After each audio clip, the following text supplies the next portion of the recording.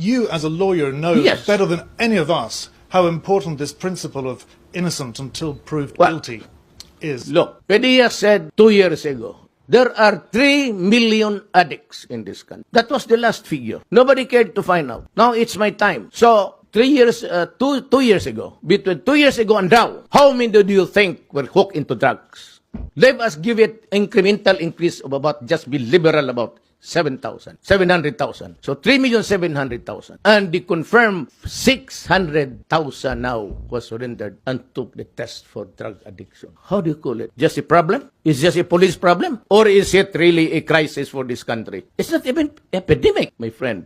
It is pandemic. So what am I supposed to do as a president? Empower the military and the police, for after all, they are there to protect the integrity and preserve the people of the Philippines. At the risk of gun law, sir. It can happen. It happens in America. They're shooting the blacks there. It shows on TV. It shows on TV. What's the difference between America and the Philippines? Nothing. So what is surprising here is surprising to us. We say policemen, they're shooting a black guy there. How many times had it happened in the past? That's why you have the violent demonstration. So, would it surprise you and me? Almost the same. 1 case only, 3 cases here. So what? It involves the same principle. Say, for every 1 black there dead, you have about 5 here.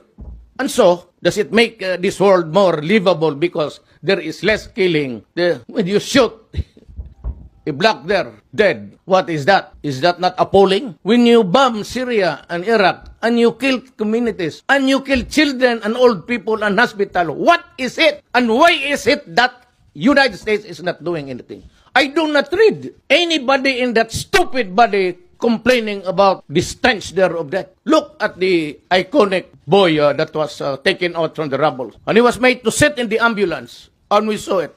So what's the difference? Life of a criminal, or maybe he was really rubbed out? We cannot discount it. But what do you think that Americans did to the black people there? Is that not rubbing out also? I say, well, it was just one community there, one state of America. Well, but you have there about 10. So what's the difference? Are we here for the counting or the basic principles of human rights? Almost the same.